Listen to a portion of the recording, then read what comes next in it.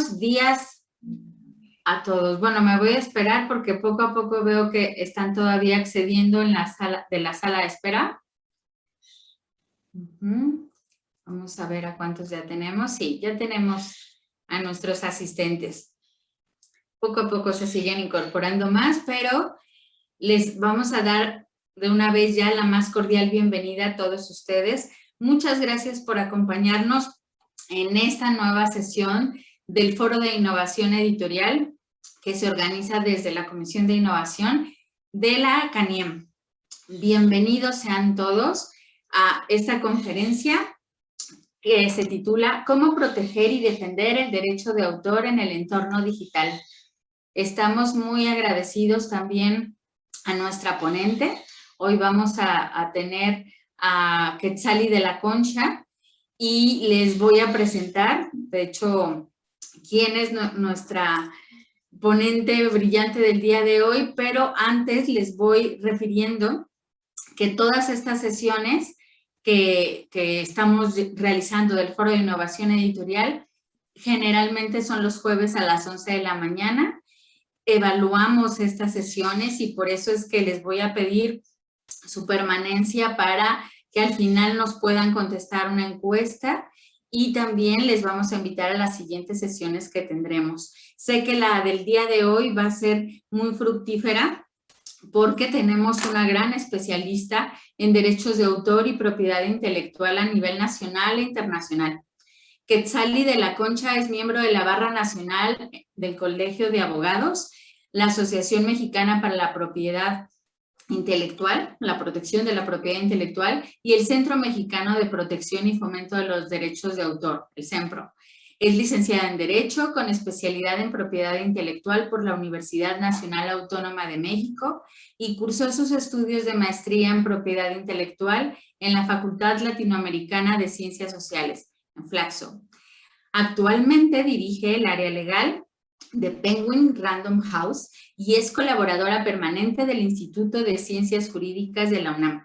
Imparte seminarios y conferencias en eventos nacionales e internacionales, publica en revistas especializadas de México y América Latina y en 2019 fue reconocida como una de las abogadas más influyentes por la revista Foro Jurídico. Así que estamos de plácemes al tener aquí a Quetzali con nosotros y hemos definido que podemos comenzar esta presentación de los temas tan importantes que ella ha definido con una línea de conversatorio. Y por eso, Quetzali, muchas gracias por estar aquí de nuevo y voy a iniciar pidiéndote de favor que nos comentes cómo ves la actualidad del entorno digital y la defensa de la propiedad intelectual. Quizá primero te pregunto, ¿cómo está el contexto actual gracias a este auge que está teniendo y quizá más ahora derivado con la pandemia de tantos contenidos que se están difundiendo por múltiples plataformas en este entorno digital? En principio, nos encantaría si nos comentas al respecto. Buenos días, Claudia. Buenos días a todas, a todos. Me da muchísimo gusto estar aquí con ustedes en esta sesión del Foro Editorial, del Foro de la Industria Editorial. Muchas gracias a la Cámara Nacional de la Industria Editorial Mexicana. Y pues es la pregunta, Claudia, el tema de dónde y cómo nos encontramos actualmente en cuestión de entretenimiento, de consumo, de herramientas, principalmente porque también en el ámbito de la industria editorial, pues nos presenta muchos retos. De una u otra manera, derivado del desarrollo de las tecnologías, pues las diversas industrias de contenidos han ido avanzando no al mismo paso, sino en caminos un poquito diversos. Entonces quisiera compartirles de inicio mi pantalla. Acá está. Me parece que ya lo pueden ver, ¿verdad? Ya lo vemos, sí, Quetzali. Déjame.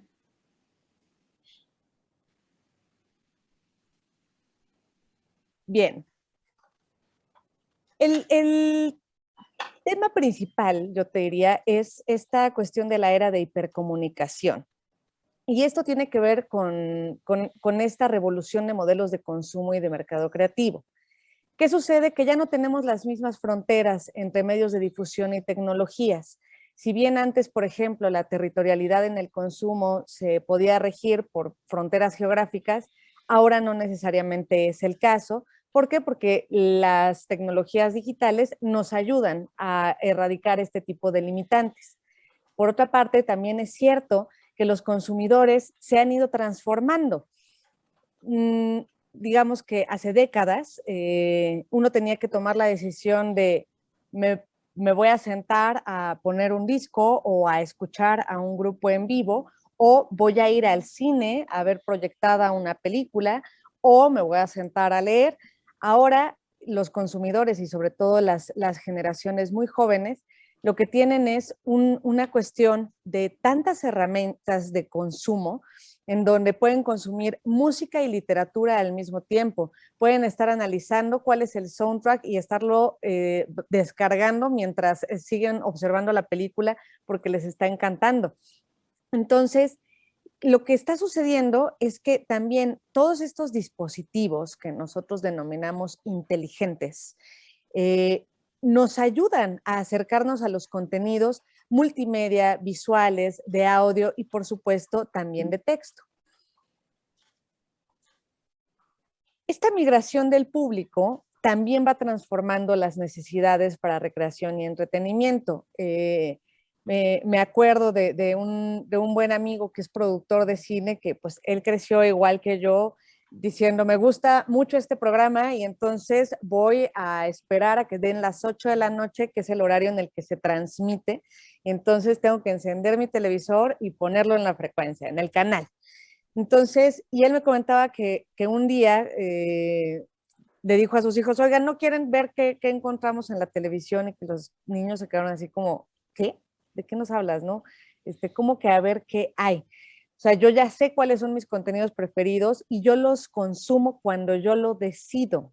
Entonces, ya es una cuestión de búsqueda, es una cuestión también de inmediatez, ya no nos regimos tampoco por los horarios, es difícil y eso sí sigue sucediendo en el ámbito editorial, que nos tengamos que esperar con cierto orden a las publicaciones, pero de cualquier manera, si a un lector le gusta mucho un autor, ya estará investigando qué conferencias dio, ya estará buscando sus videos en YouTube, ya estará buscando qué otras colaboraciones ha tenido.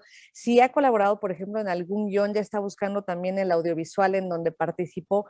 Entonces, hay una transformación del público que además hay que tomar en cuenta. Es una transformación que va en varios sentidos, no solo como consumidor, sino también como creador. Y aquí paso a otro punto muy importante para la industria editorial, que son los booktubers, acercándonos un poquito más al tema de cómo se están consumiendo los libros actualmente. Esta comunidad de influencers finalmente lo que hace es leer y hemos migrado del clásico crítico de literatura en las publicaciones periódicas, en las revistas, en los diarios, a los que son lectores, jóvenes lectores, que lo que hacen es transmitir sus opiniones respecto de los libros que han estado leyendo a través de su canal de YouTube.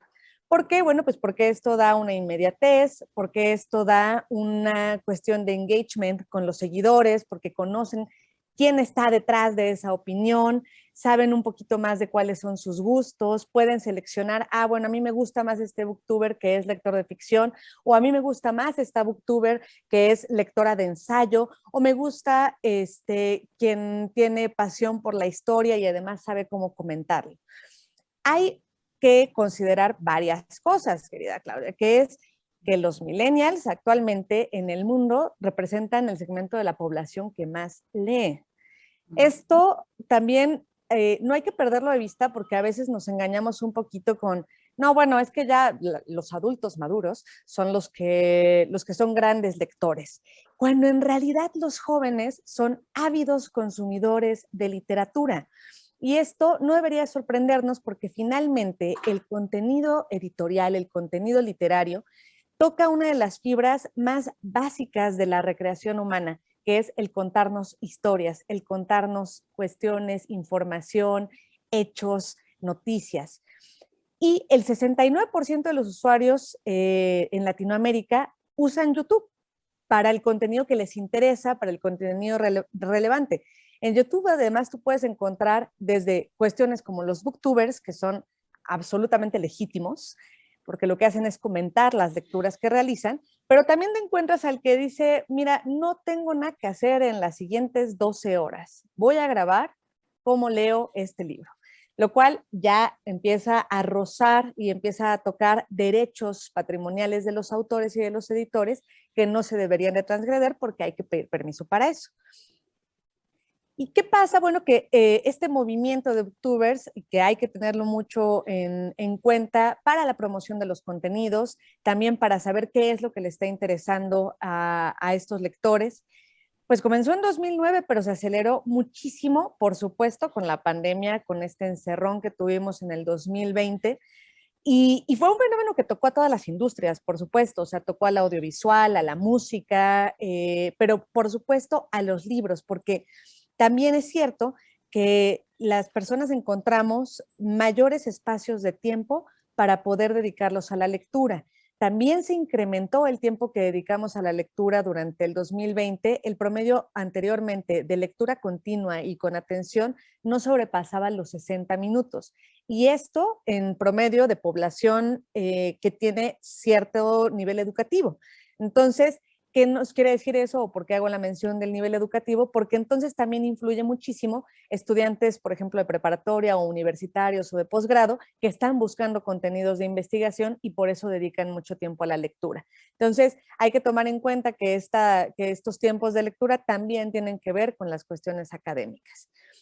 Y pues, o sea, del top de países de consumo que tienen que ver con esta influencia a través de YouTube, 4 son latinoamericanos, ¿no? Tenemos Colombia, Uruguay, Argentina y México.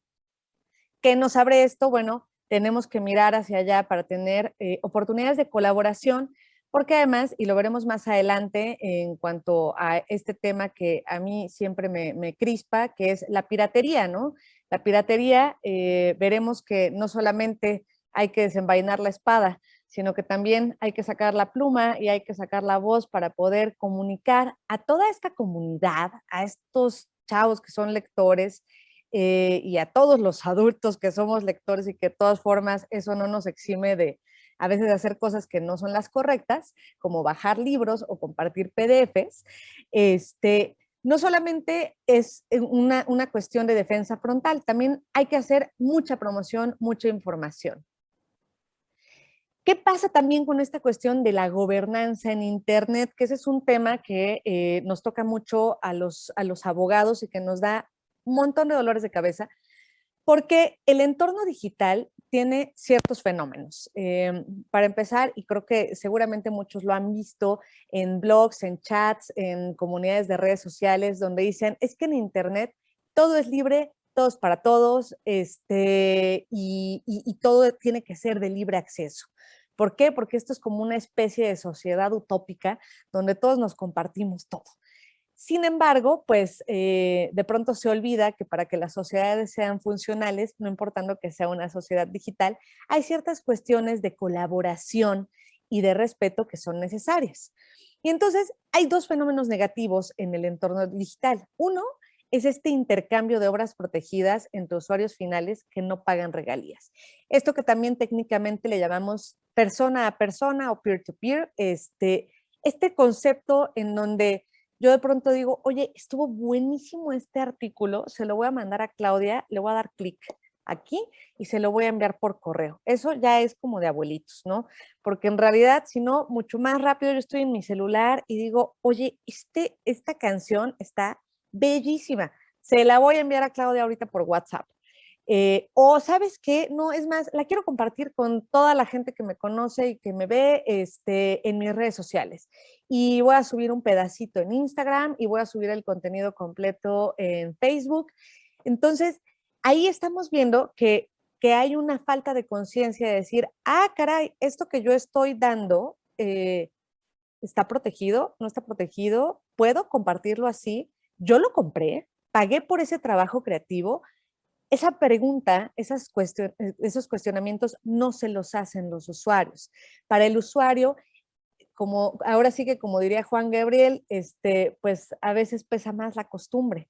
Entonces, como hemos estado creciendo junto con las tecnologías, en este entorno donde la tecnología nos facilita los contenidos y nos facilita compartirlos, entonces, pues la lógica inmediata es decir, pues si yo lo pude ver, lo puedo compartir. Si está en internet, es que se puede compartir. Y el otro problema al que nos enfrentamos, una parte es la cuestión social, los usuarios, esta falta de conciencia, esta falta de conocimiento. Y por otra parte está la legislación, que a mí siempre me encanta hablar de que la normativa es fundamental y el derecho es fundamental para la convivencia armónica en una sociedad, pero lamentablemente seguimos teniendo un esquema que está lleno de atavismos. ¿Por qué? Porque tenemos un esquema legislativo y normativo, principalmente en el derecho tradicional, el que llamamos derecho romano o derecho civil, que de hecho en su nombre lleva su cruz, porque por supuesto tiene una base de normativa romana y por otra parte, ¿por qué civil? ¿Por qué se conoce como derecho civil y no como derecho común? Que esa es la gran diferencia entre los anglosajones y los latinos. Y es que, pues en su momento, se le podrán criticar muchas cosas, pero el mismísimo Napoleón dijo, voy a hacer el Código Civil. Entonces, Francia como nación revolucionaria, como nación que además está cambiando con los paradigmas de regulación de la población, nosotros vamos a tener nuestro Código Civil. Y ese Código Civil es en realidad la base de los códigos civiles de todos los latinos, de todos los, o sea, de Europa, de toda Latinoamérica y de algunas partes de Asia. Entonces, ¿qué sucede? Que no solamente es, digamos, antiguo este origen, sino que además tiene otro ingrediente aparejado, que es este concepto maravilloso de la soberanía de los estados. Cada estado debe de tener capacidad de autorregularse y los demás tienen que respetar cómo son sus regulaciones. Por eso observamos que en algunos países hay pena de muerte y en otros no. Por eso observamos que en algunos lugares algunas cuestiones o conductas son delito y en otras no. Entonces, lo mismo pasa con el derecho de autor. Nuestras legislaciones son de carácter nacional, como sucede en México con la Ley Federal de Derecho de Autor. Y pese a que estamos regulados por convenios y tratados internacionales, como el que es la base del derecho de autor, que es el convenio de Berna, pues este convenio, si bien tiene prácticamente a todos los países del mundo vinculados, o sea, tiene 173 países vinculados, pues lo único que nos dice es, estas son las bases normativas que yo te recomiendo y que si estamos aquí en comunidad internacional, pues yo lo que te recomiendo es que des una protección mínima de tiempo a las obras, que reconozcas derechos patrimoniales, que reconozcas el crédito o la paternidad de un autor, que reconozcas que no puedes hacer reproducciones sin permiso, que reconozcas que después habrá un tiempo de dominio público. Entonces, pero todo eso, el mismo convenio de Berna dice, yo te doy parámetros mínimos y los estados tendrán la facultad de hacer sus propias regulaciones. Entonces, ¿qué sucede con esto? Pues el típico problema en donde uno dice, ¿quién rayos subió toda mi colección de libros? Ah, bueno, pues por fin lo encontré. Híjole, está en Indonesia. ¿Qué hago? O sea, ¿qué hago? Porque además ni conozco la regulación de Indonesia, no tengo idea o sea, no conozco a un abogado o a un despacho que trabaje en Indonesia. ¿Cómo hago para jalarle las orejas a esta persona para que deje de compartir mis contenidos e idealmente para denunciarle? Porque pues finalmente está transgrediendo mis derechos de autor. Y ahí es donde hay este tema de las nuevas fronteras. Entonces, tenemos fronteras en consumo, principalmente por cuestiones de idioma. Eso sigue siendo todavía una frontera. Lo había sido también la moneda, pero la moneda ya desde hace algunos años dejó de serlo. Tenemos muy buenas plataformas que nos han ayudado a unificar esta cuestión de transacciones económicas internacionales sin tanto rollo, ¿no? Sin esta cuestión de necesitas un intermediario y ve y llena un formulario al banco porque vas a depositar $100 a Canadá. Ahora, pues uno simplemente dice, don PayPal, por favor, sí quiero comprar estas pantuflas de reno y me van a llegar a la puerta de la casa. Entonces, el tema de la moneda ya no lo es. El idioma todavía lo sigue siendo y eso obviamente trae aparejado otra parte preciosa que acabamos de estar celebrando el Día Internacional de los Traductores. Y los traductores siguen siendo fundamentales para acercarnos y poder cruzar estas fronteras. Y por otra parte están las plataformas. Y ahí es donde entra, yo diría, la magia, ¿no? ¿Por qué? Porque ante este problema de decir, no puede ser, ¿cómo voy a cachar a este pirata digital que está en Indonesia? ¿Qué hago para que mis libros dejen de estar disponibles? Las plataformas se vuelven básicamente pues la parte fundamental de ayuda y de regulación, porque además estas plataformas digitales, y así se han ido desarrollando, tienen una cuestión también de autorregulación. Y pues bueno, ahí estamos ahorita Wow. en esta cuestión de la actualidad. Este interesante contexto que nos rodea con todos estos elementos que has mencionado, de verdad, desde la transformación de los consumidores, sí, Quetzalí, es algo impresionante. Citaste algo muy interesante de que los millennials son ávidos lectores multiplataformas y en variedad de aplicaciones que nos llegan a sorprender infinito. Venía una nota en días pasados de que los millennials ya no quieren hablar por teléfono. ¿Por qué? Porque de verdad todo lo resuelven leyendo y escribiendo, ¿no? Por las plataformas y luego también comparten todo esto que citaste, es algo tan natural para ellos y no se hacen la pregunta de ¿es lícito que estoy, primero, es lícito que estoy accediendo a este contenido? ¿Es lícito que lo comparta?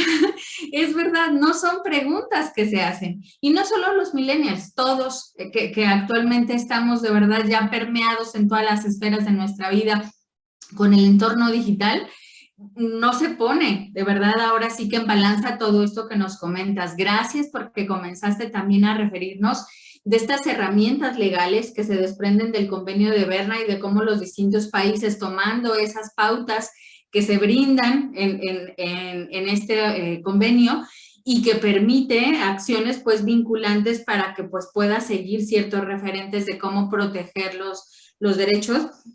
Créeme que es algo que imagino que van a surgir a lo mejor inquietudes en las personas que nos están acompañando. Les vuelvo a invitar que todas las preguntas que vayan teniendo, ya lo hice por escrito, las vayan formulando y al final se las vamos a presentar a Quetzalí. Voy a encontrar coincidencias y se las presentaré.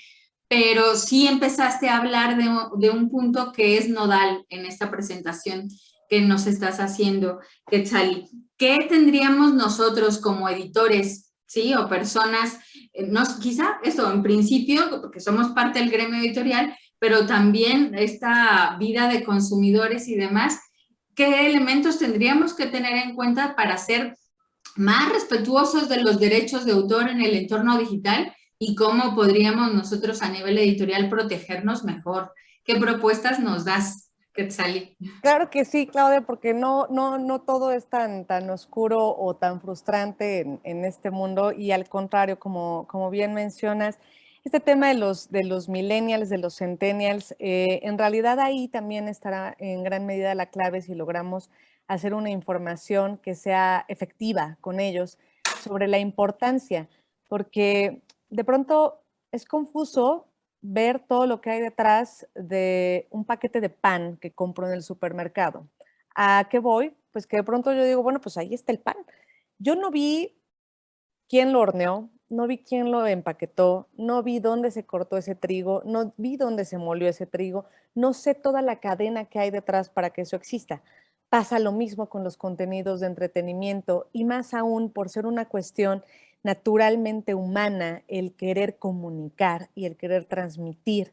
Entonces, nos parece natural encontrar cosas en Internet, pero hay que hacer una campaña muy importante de conciencia y hay que subirnos también dentro del foro la plática que dio el responsable del CERLALC. La verdad es que a mí me fascinó porque hablaba mucho de los contenidos en las plataformas digitales, las lecturas verticales, por ejemplo. Hay que pensar en que los chicos leen en el celular y les encanta leer en el celular.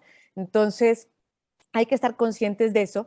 Y también, déjame compartirte qué es lo que nosotros podemos o tenemos como opción para hacer en este entorno. La pregunta de inicio, por supuesto, es, pues, ¿la piratería es un problema? O sea, creo que para nosotros es clarísimo que sí, pero ¿por qué? Y aquí viene parte de la respuesta, ¿no? En México, o sea, los consumidores de libros pirata digitales equivalen al 48% de los consumidores de libros digitales. Esto es una barbaridad. ¿Por qué? Porque estamos hablando de que la mitad de lo que se tendría que consumir a través de la adquisición de contenidos por vías legales no está sucediendo. Y eso, finalmente, ¿qué es lo que está generando? Bueno, pues lo normal. Eh, si un autor y un editor no pueden vivir de su trabajo creativo, entonces tienen que vivir o tienen que buscar otra alternativa de vida, tienen que buscar otra alternativa de supervivencia. Y eso nos está generando un montón de problemas. Por darte algunas referencias, por ejemplo, en el caso del periodismo, el periodismo, los periodistas que trabajan con protocolos de investigación, que tienen una metodología y que tienen ciertos parámetros también como comunidad internacional, están en peligro de extinción.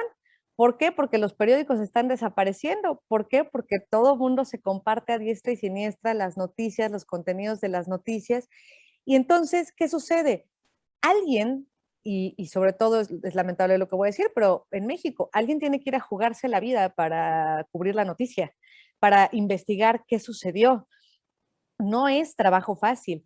Y si no cuidamos a esos creativos, a esos creadores de noticias y de información del día a día de lo que sucede en nuestro entorno, lo que va a suceder es que seremos presas del fake news. ¿Por qué? Porque entonces cualquier persona que está en la comunidad, en la comodidad de su sillón, pues de pronto va a decir, no, bueno, yo sí creo que hay un complot internacional, porque además lo del terraplanismo es un hecho y entonces voy a hacer aquí mis teorías. Entonces, ¿qué sucede?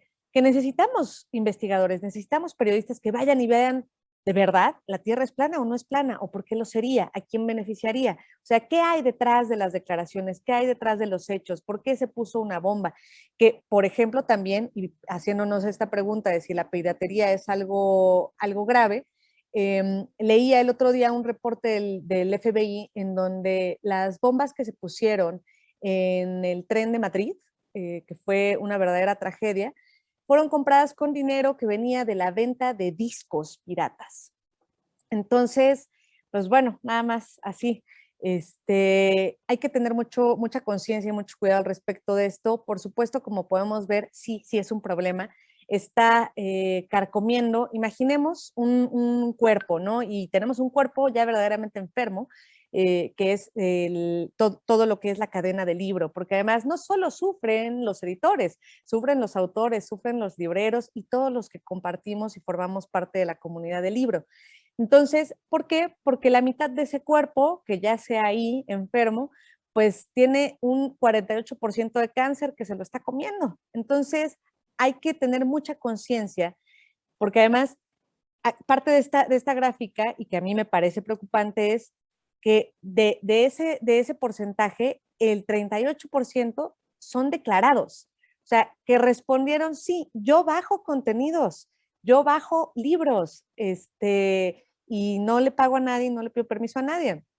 Los otros fue como de, bueno, no, llegó como por arte de magia a mi computador y bueno, pues no sé ni de dónde vino.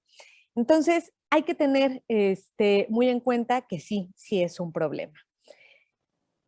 Y esto ha tocado, por supuesto, a las plataformas, y quiero iniciar primero con las plataformas porque son una de las herramientas inmediatas y también con un alto grado de eficiencia para poder atender este tipo de problemas. Me estoy concentrando en estas tres. De cualquier manera, bueno, sí aclararé en el caso de WhatsApp, que es la primera que voy a mencionar. WhatsApp forma parte de las plataformas que están administradas como una plataforma de comunicación de persona a persona. Entonces, ¿qué es lo que sucede con WhatsApp? Porque además yo creo que todos hemos tristemente visto cómo nos llega un libro, cómo nos llega a veces un libro que fue editado por nosotros o que fue escrito por nosotros y nos llega el PDF. Además, me parece increíble que lo que genera no genera la promoción ni la lectura del libro, lo único que genera es una devaluación del contenido. ¿Por qué? Porque entonces cuando yo me paro en la tienda digital o me paro en la librería, digo, no, pero ese ya me lo habían mandado en el chat de la escuela. No, mejor le doy un vistazo luego y no lo compro. Pero tan es así que no hay siquiera un acercamiento a veces al contenido, que entonces a veces les mandan el propio libro al propio autor. Entonces, oye, te comparto esto que está buenísimo y de pronto la autora o el autor dice, oye, yo lo escribí y de veras, pues no me hagan esto, ¿no? O a veces también vemos en el caso de Facebook, pues cómo las personas empiezan a hacer estos grupos de lectura donde parte principal de lo que se comparten es cómo puedo encontrar el sitio donde sí se pueden bajar completos los libros y sí están completos, no les faltan páginas ni les faltan capítulos. Y ahí se van pasando la receta de cómo poderse compartir estos contenidos. Ahí la verdad es que yo creo que ya hay una ausencia absoluta de inocencia al respecto, ¿no? ¿Por qué? Porque sí queremos leer, sí comentamos los libros, y estamos viendo cómo le hacemos para poder leerlos y consumirlos sin pagar por el trabajo creativo del autor o del editor. Y es curioso que Facebook tiene herramientas de remoción en Facebook, pero no tiene herramientas de remoción en el caso de Instagram, por ejemplo, que en Instagram lo que sucede es que se ponen los links porque dentro del propio Instagram la plataforma no te aguanta poner un PDF y esa no es su función, la función es visual. Entonces, pero sí que te ponen en las letras chiquitas debajo de la imagen, si te interesa, dale clic aquí. Y ahí te vas y entonces, de veras, de pronto son verdaderas cofradías de piratería en donde te ponen, para poder entrar, compártenos un PDF. Entonces, es un poco como de, para poder entrar, comparte algo ilegal para que te compartamos nuestras cosas ilegales. ¿Y qué pasa? Que Facebook sí tiene mecanismo de remoción, de denuncia y remoción, pero Instagram no hace caso de los mecanismos, o sea, uno tiene que agarrarlos ahí a comentarios negativos para que entonces la plataforma reaccione. Tengamos en cuenta que, por ejemplo, Instagram es una plataforma de inteligencia artificial, en donde lo que va viendo también, ojo señores, si les aparece mucho estos clubs piratas de lectura, es porque estamos viendo mucho que nos gustan los contenidos de libros. Entonces, y la inteligencia artificial también considera las cuestiones que son negativas. Entonces, ahí es un tema también de comentarios. Claro que tienen su ventanilla de quejas, pero no es para nada igual de eficiente que la ventanilla que tiene Facebook, por ejemplo, que Facebook sí trabaja con la notificación para retirada. WhatsApp no trabaja con esto porque ellos lo que plantean yo trabajo de punto a punto. Yo no sé lo que está transitando en mi plataforma. Yo no sé lo que se están comunicando entre los usuarios. Entonces, y de hecho, parte de lo que yo ofrezco como seguridad es precisamente que sea de punto a punto. Entonces, ojo ahí, sí hay una parte para quejas y denuncias en WhatsApp, pero eso es sobre todo si queremos denunciar a un usuario en particular o si queremos denunciar a un grupo donde tenemos que identificar a ciertos usuarios con su nombre y de preferencia con su número. Entonces, eso lo hace bastante complicado. Siguen las discusiones también por parte de las sociedades de gestión colectiva con WhatsApp. Telegram, que es su competencia principal, sí ha accedido a cerrar los grupos con la simple mención de que existe el grupo, porque si uno no forma parte del grupo pirata, difícilmente vamos a tener los datos de quién es el administrador, por ejemplo. Entonces, bueno, ahí tenemos un problemón. ¿Dónde ya tenemos avances? Porque también no me gusta dar puras malas noticias. Y es, por ejemplo, en Google.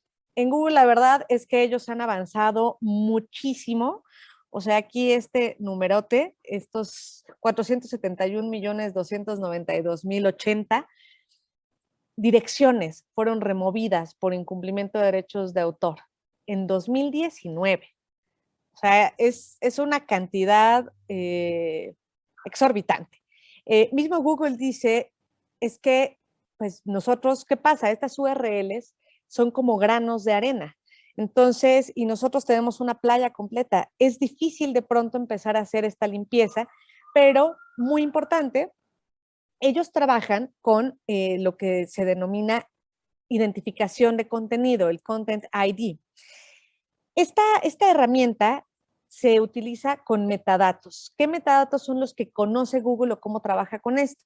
Pues se alimenta de varias cuestiones. Se alimenta de las publicaciones que sí son legítimas, en portales que son legítimos, por ejemplo, las páginas web de las editoriales, las páginas de venta digital, y se alimenta también de las denuncias, muy importante. Aquí lo que yo quiero promover es, hay que denunciar, que no nos dé miedo y que tampoco nos dé flojera.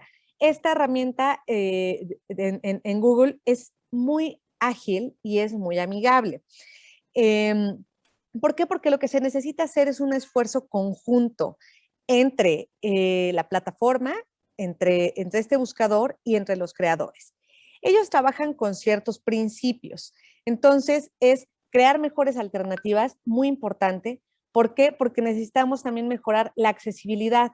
Y eso nos pasó a toda la cadena del libro durante el confinamiento, que fue, bueno, y todos tenemos mercado digital, y nuestros libros son fáciles de encontrar, y las librerías todas tienen plataforma para poder hacer compra y entrega. ¿Qué tanto estamos participando ahí? Esa, y es, por favor, hay que ponerlo así en plaquita de oro, la accesibilidad es fundamental para poder paliar el tema de la piratería. Cuando he llevado a cabo algunas entrevistas con jóvenes que me dicen así de, yo sí bajo contenidos, ¿qué quieres? Películas, músicas, yo soy una expertaza en bajar contenidos. Y siempre mi pregunta es, oye, ¿y qué necesitarías para ya no bajarlos, sino consumirlos a través de una suscripción o a través de una adquisición? Y la respuesta común es que sea fácil y que sea accesible. Y esto fue la clave en gran medida, tanto para la música como para los audiovisuales. Ellos tuvieron que migrar y tuvieron que generar una accesibilidad. Leía yo un artículo del presidente de Cedro en donde decía, pues estamos lejos de tener un Spotify de los libros. Pues bueno, hay que irnos acercando, hay que irnos poniendo este traje y esta cachucha de la innovación, porque si no, el no tener esta parte de accesibilidad, el no ser amigables con los usuarios digitales puede ser nuestro mayor problema. Y obviamente generar experiencias atractivas para el usuario, como es el ejemplo de los booktubers. Es muy atractivo para los chicos el estar siguiendo y saber, a veces decimos, llego a la librería y no sé qué llevarme. Bueno, pues para eso sirve el booktuber.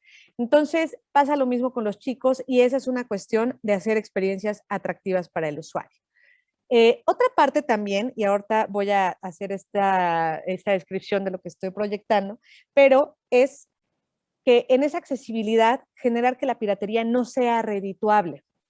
Entonces, lo que hace Google es que ante las denuncias, y ahorita lo vamos a ver en los pasos que siguen ellos, es dejar de monetizar el espacio que se está ocupando, ya no tenerlo dentro de su lista de los que pueden ser clientes para monetización con promoción o con cuestiones de anuncios comerciales, o bien la remoción de la URL.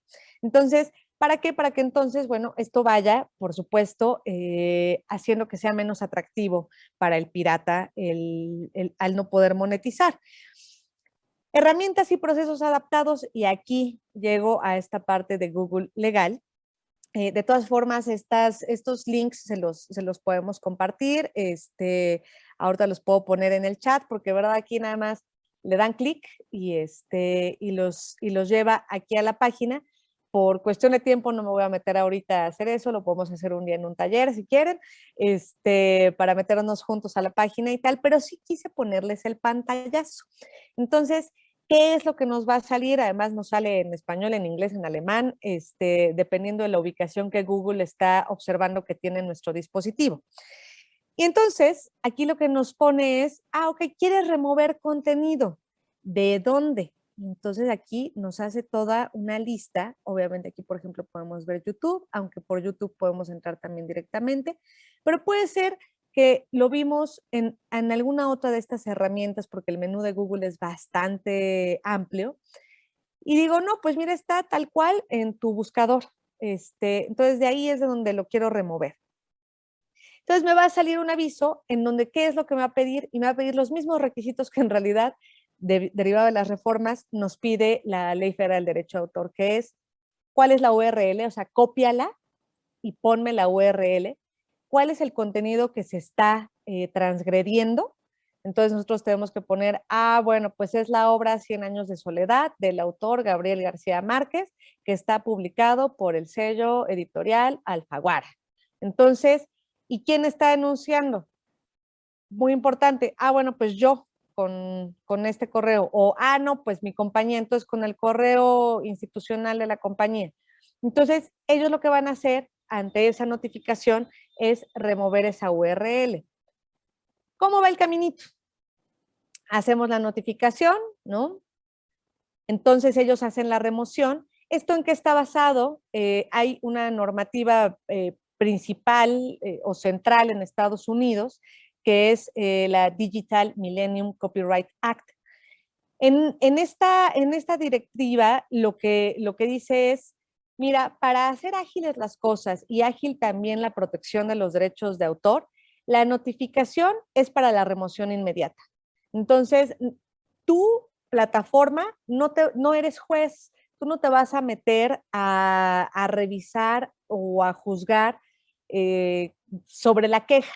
Simplemente tienes que ver también que haya una cierta congruencia en lo que te están diciendo, porque otra cosa que ellos intentan evitar son los falsos reclamos o el abuso de los reclamos, que también puede suceder.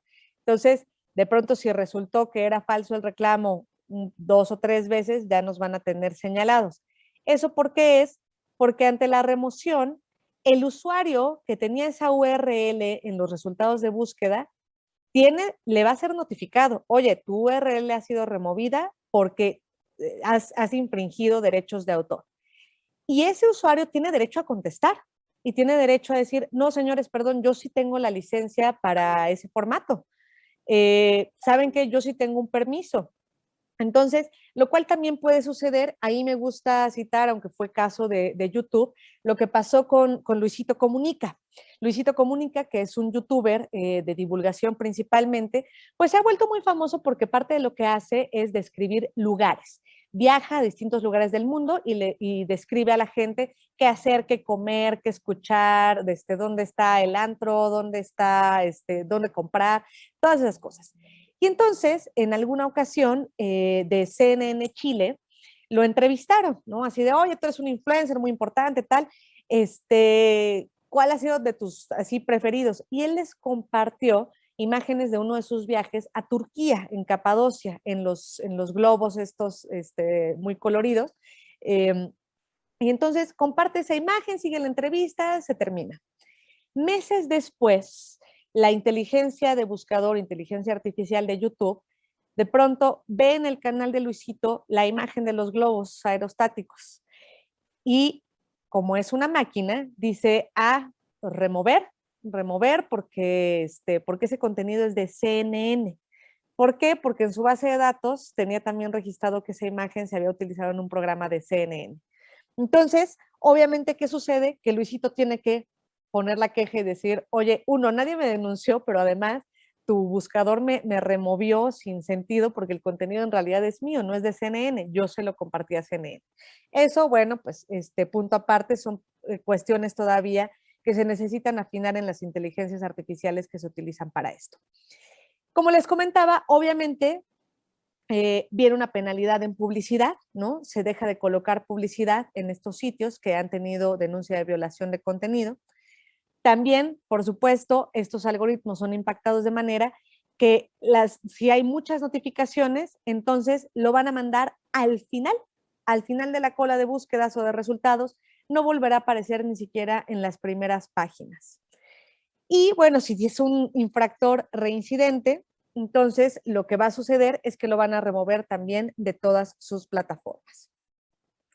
El caso de YouTube, aquí, que como ven, también es soporte de Google, pero lo pueden encontrar directamente también en la plataforma y es exactamente lo mismo, ¿no? ¿Cuál es el problema? Pues es una infracción de derecho de autor. ¿A quién está afectando?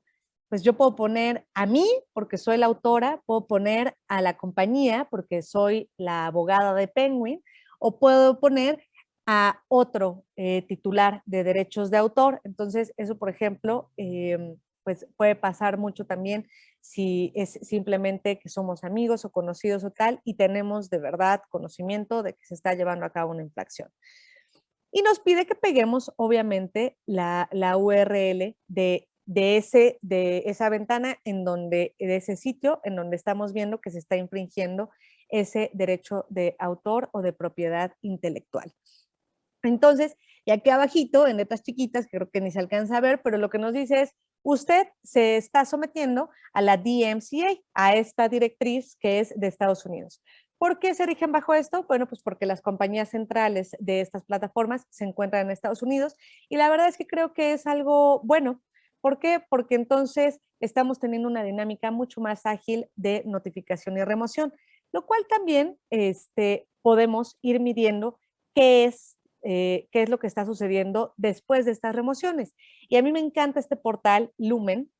Lumen en realidad es una plataforma que no es gubernamental, tampoco tiene intereses más que de análisis. Y esto es a través de una sociedad que está dentro de la comunidad de Harvard. Y lo que ellos hacen es decirte, oye, ¿qué tanto se ha denunciado de tu libro, por ejemplo? ¿O qué tanto se ha denunciado de tu editorial? Y ahí nosotros podemos observar. Este es un pantallazo, ¿no? De decir, bueno, pues mira, el que más ha estado denunciando de Penguin ha sido Linkbusters. Y han sido sobre estas obras. Entonces, eso es lo que nos va a dar también un cierto mapeo y una transparencia, porque muchas veces podríamos pensar como comunidad de usuarios digitales, oye, ¿y esto será bueno o empezaremos también a denunciarnos todos como cacería de brujas? Hay forma también de ver la transparencia de cómo están funcionando y cómo son las métricas de las denuncias a través de estos espacios de Google. Y ahora paso a las herramientas legales, le voy a meter el acelerador porque veo que ya vamos avanzaditas en tiempo. El Estado mexicano, pues algo tiene que hacer, ¿no? Finalmente formamos parte de un pacto social en donde decimos, tú Estado te tienes que dedicar a darme garantías de seguridad, entre otras, y de certeza legal. Y en el caso de la cultura y de los contenidos creativos, como es el editorial, pues a ver, número uno, México se encuentra entre los 20 países de mayor exportación de bienes culturales en el mundo y somos el único en Latinoamérica. Además de que las industrias culturales aportamos el 6%, antes era más, antes era el 8%, del Producto Interno Bruto. ¿Cómo se logra eso? Bueno, cuando tienes una industria fuerte, protegida y a la que le ayudas a defenderse contra el tipo de infracciones como es la piratería. ¿Qué herramientas legales son las que tenemos? ¿Qué mecanismos? Bueno, mecanismos de equilibrio para fomentar el trabajo creativo, que eso finalmente es decir, ok, tenemos derechos patrimoniales para la protección de nuestros contenidos, pero también tenemos excepciones de uso. ¿Por qué? Porque necesitamos seguir fomentando trabajo creativo y tampoco podemos cerrar de tajo las fronteras de conocimiento. Eso viene en la propia Ley Federal de Derecho de Autor. Hay 8 excepciones muy claritas de cuándo podemos, por ejemplo, citar, de cómo podemos utilizar una noticia que no puede ser con el trabajo creativo de quien la escribe. Podemos decir, leí que hubo un hecho noticioso, pero la noticia como tal hay que respetar su parte creativa o citarla. Protección del artista en Internet, que son las medidas de protección y administración de contenidos. Estas medidas que vienen citadas en la Ley Federal de Derecho de Autor y que de hecho nos dicen, si las violentas, entonces también eres un infractor. ¿Cuáles son esas dichosas medidas? Bueno, pues precisamente por ejemplo, el candadito que le ponemos de DRM a los libros digitales para decir, si no lo compras, no lo puedes descargar y abrir. Otra medida de protección es, por ejemplo, decir, yo no di licencia para que este libro se pueda vender en Irán.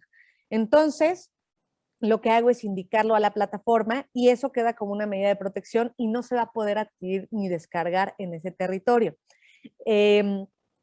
Entonces tenemos medidas de protección que son territoriales, tenemos medidas de protección que son de cómo está configurado nuestro archivo de nuestro libro, en este caso, y esas medidas de protección y administración de contenidos. ¿Por qué administración de contenidos? Porque lo mismo, tenemos una plataforma, por ejemplo, donde hay suscripción. Entonces, lo que está haciendo la plataforma es administrar el contenido para solo lectura, pero no se puede hacer descarga. Y se podrá hacer lectura mientras esté suscrito y esté activo nuestro número de suscripción. Y lo que nos dice la ley es, si tú violentas cualquiera de estas, que puede pasar de muchas maneras. Puedo utilizar un proxy falso de mi computadora para que no se vea en qué territorio me encuentro. Puedo decir, mira, pues vamos a ver cómo rompo el candadito del DRM del archivo de este libro. Pues voy a ver cómo puedo romper también la medida de protección de esta plataforma donde no se puede descargar, pues yo voy a ver cómo lo descargo. Eso también la ley nos dice que es una infracción y que se va a considerar también como un delito. Herramientas legales, ahora voy a pasar a las que nos da la Ley Federal de Derecho de Autor, y la práctica internacional. En el contexto actual, derivado del TEMEC, de este Tratado de Comercio entre México, Estados Unidos y Canadá, nos dice de forma muy específica, tienes que dar protección y garantizar protección en el entorno digital. Hay que reconocer que los prestadores de servicios de Internet y los prestadores de servicios en línea tienen una responsabilidad de lo que se comparte y de lo que sucede en sus plataformas o a través de sus redes de Internet. Y muy importante, también hace un reconocimiento de, es fundamental para poder proteger y administrar los contenidos protegidos por derecho de autor y propiedad intelectual, y el rol de las sociedades de gestión colectiva, porque por la naturaleza que tienen de poder hacer una protección amplia de espectro. Eso lo veremos también ahorita en unos momentos. Posibles acciones contra el uso ilegal. Bueno, obviamente podemos iniciar una infracción en derecho de autor ante el INDAUTOR, aunque hay que recordar que ellos no tienen herramientas o facultades para poder imponer multas, por ejemplo, pero sí lo puede hacer el INPI. Y lo que se considera como infracciones en materia de comercio también está derecho de autor. Y dentro de esas infracciones en materia de comercio, dentro de la propia Ley Federal de Derecho de Autor, tenemos precisamente las reformas del 2020. ¿Qué cambió con estas últimas reformas? Bueno, por supuesto, se reconoció la figura del prestador de servicios en línea y sus responsabilidades para hacer puerto seguro. ¿Cuáles son las responsabilidades para hacer puerto seguro? ¿Qué es el puerto seguro? Bueno, que se diga que mi sitio de Internet sí cumple con la normativa y sí ayuda a garantizar la protección de los derechos de autor. Y entonces, para constituirse y poder ser reconocido como puerto seguro, tiene que cooperar, tiene que coadyuvar con la autoridad y con los titulares de derechos. Entonces, es entrar en los procedimientos de notificación y baja de contenidos, que ya lo traíamos por la DMCA de Estados Unidos, pero ahora ya está reconocido en la Ley Federal de Derecho de Autor. Entonces, tampoco hay de que no es mi jurisdicción. Y por otra parte, también el cooperar con la autoridad para decir, oye, estoy rastreando a este sitio de Internet que ha estado compartiendo contenidos que son ilícitos. Entonces, por favor, dame información al respecto del sitio de Internet. Ellos tienen que cooperar con esto para poder decir, yo estoy actuando de buena fe. Entonces, estoy actuando de buena fe porque hago procedimientos de baja de contenidos cuando me notifican. Y actúo de buena fe porque transparento también mis procedimientos.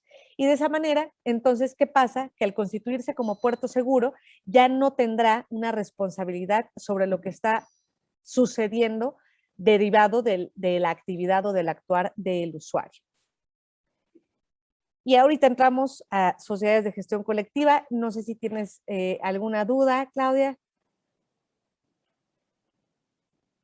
Pues mira que sí, ya se han presentado unas preguntas de estas temáticas que has abordado. Te las voy a ir guardando. De las medidas de protección ya hay preguntas sobre el DRM y demás. Y ha sido muy valioso todo lo que comentaste de los sistemas de queja o denuncia, que en directo, con lo que luego sí te vamos a agradecer mucho, nos coloques esas ligas Sí, por supuesto. Ha sido sumamente valioso eso, porque a nivel práctico, cada editorial y sobre todo las personas de su área legal pueden estar muy al pendiente de esto y sobre todo con el Google y buscar esta otra plataforma de YouTube, buscar proteger, ¿no?, el contenido de nuestras obras. Te puedo comentar que sí, estoy viendo el tipo de preguntas que nos han hecho y en la mayoría estamos personas que vivimos el día a día del gremio editorial y que nos preocupa mucho saber esta parte que ahorita nos vas a exponer. ¿Cómo es que estas sociedades de gestión colectiva de verdad nos pueden brindar un apoyo para estar al día en la protección de nuestros derechos de autor en el entorno digital Quetzal? Esa es la pregunta importante aquí. Gracias. Muy bien, y sí, Claudia, muy importante, ahorita con las guías que les voy a compartir, hay que asumirnos como comunidad, ¿eh? Como comunidad de protección. Entonces, de pronto tú puedes decir, oye, pero yo soy editora, y entonces, pues se lo paso entonces al área legal. Si lo estás viendo y está clarísimo, sube la URL y denúncialo. También hay que aprender a denunciar como usuarios. Los autores muchas veces también observo que esperan primero a consultar antes de hacer una queja. La verdad es que estas direcciones que les voy a compartir hay que tenerlas ahí en nuestros favoritos del buscador de internet para darle clic y simplemente lo estoy viendo antes de que se me olvide, copio la URL, ya sé de qué obra se trata y sé que es mía o sé que es de mi editorial, pero hacer esta cuestión de denuncia lo que hace es alimentar también a la base de datos de plataformas que son plataformas responsables, como el caso de Google, y de tal manera lo que sucede es que ellos van recolectando más y más información. ¿Qué pasa con las sociedades de gestión colectiva? Y ahí entro también a la cuestión de comunidad, porque se han vuelto fundamentales. De manera muy breve les comento qué son y para qué son las sociedades de gestión colectiva. Son figuras que de hecho nacen a principios del siglo pasado, precisamente por el desarrollo de las tecnologías. De pronto un día los músicos se vieron ante la situación de que ya no eran necesarios para escuchar música porque existía un nuevo invento revolucionario que era el fonógrafo. Y después esto empeoró porque entró también al quite la radio. Entonces ya ni siquiera era una cuestión de, bueno, pues a ver, hay un fonógrafo aquí en el pueblo. No, de pronto ya es, miren, pues ponemos el altavoz, los megáfonos y hay radio. Y entonces se puede compartir a grandes distancias también el contenido de un mismo disco, por ejemplo. Entonces lo que hicieron, tanto los compositores como los músicos y ejecutantes, fue decir, vamos a hacer una sociedad, un colectivo en el que podamos unir fuerzas y ver cómo vamos a controlar que en los restaurantes, que en las fiestas, están utilizando la música, pero ya sin remunerarnos por nuestro trabajo. Y estas son reproducciones que nadie nos está reportando. Y así nacen las primeras sociedades de gestión colectiva. ¿Cuándo nacen las que son de y para el libro? Y digo de y para, porque otra característica de las sociedades de gestión colectiva es que no son entidades mercantiles, no son sociedades civiles, lo que son colectivos. Son colectivos que están conformados por los titulares de los derechos. El caso y el ejemplo de Sempro es una sociedad de gestión colectiva conformada por autores y por editores. Y los autores y los editores formamos la sociedad de gestión colectiva, formamos parte del consejo de la sociedad de gestión colectiva y la sociedad no tiene fines de lucro. Sus fines son en específico el hacer una gran promoción de cuál es el trabajo de este colectivo, en este caso de los autores y de los editores, poder llevar a cabo también un control de quienes quieren utilizar los contenidos editoriales para entonces hacer una venta y cobro de licencias para poder colectar regalías y estas repartirlas entre sus afiliados y por supuesto para proteger los derechos de sus afiliados. Y bueno, las sociedades de gestión colectiva para libro nacen en los años 70 cuando surgen las máquinas fotocopiadoras. cuando surgen estas máquinas y que además se vuelven de comercialización industrializada, pues de pronto ya era mucho más fácil para compañías e instituciones académicas tenerlas. Y entonces comenzó un fotocopiado indiscriminado de los contenidos de los libros y por lo tanto una baja considerable en la venta de los mismos. Así es como nacen, pero claro, tienen que evolucionar conforme van evolucionando las tecnologías. Si bien en los años 70 la máquina de fotocopiado era un problema, ahora el problema mucho mayor es la digitalización de los libros, el compartir libros en PDF, el compartir libros en redes sociales o el subir libros simplemente a plataformas digitales. Y ahí es donde están poniendo ahora sí que la mira las sociedades de gestión colectiva, que su función primordial es ayudarle al titular de derechos.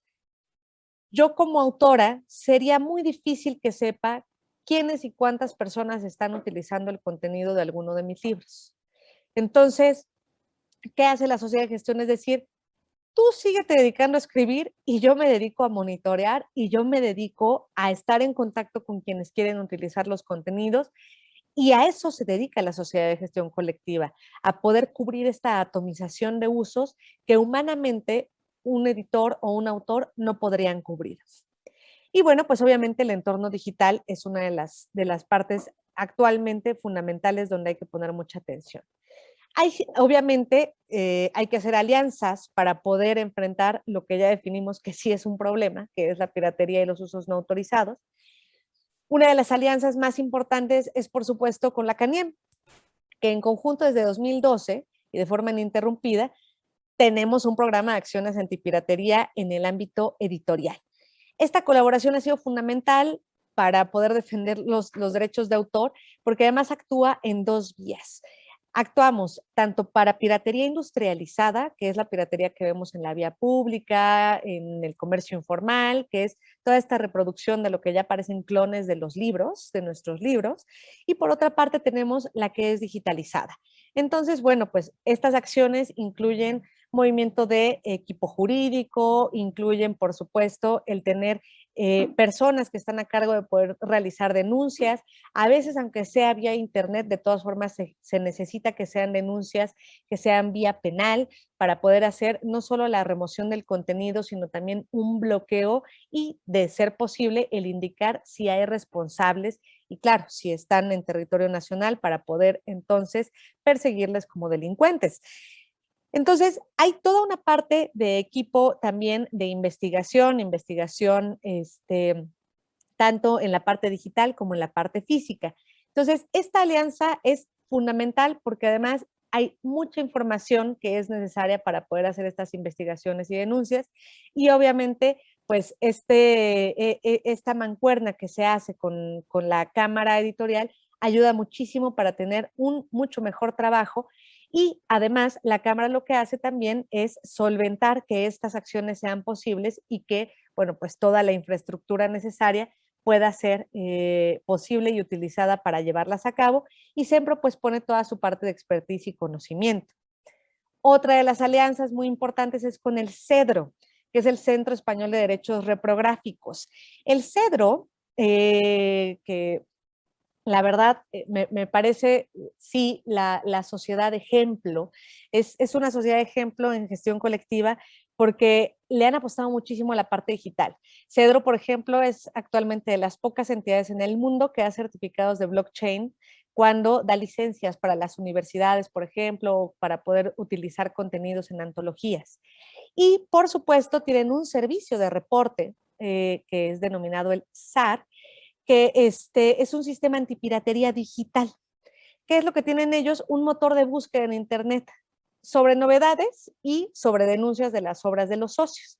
Aquí hay una alianza muy importante con Sempro porque hay un convenio de colaboración en donde dentro de la base de datos de Cedro dan la oportunidad a que parte de las obras, las que nos indiquen los afiliados de Sempro, sean también monitoreadas en la plataforma de Cedro. ¿Y qué es lo que hace? Esto es como un sistema araña, que se dedica a detectar, ¿no? Primero es una localización. Hasta ahora, desde que se ha implementado, van más de 152,000 páginas que han sido localizadas. y han logrado desindexar, o sea, que desaparezcan del buscador 112,000. Entonces, la verdad es que también son unos resultados fantásticos. Esto es a través de la notificación y, por supuesto, de la retirada.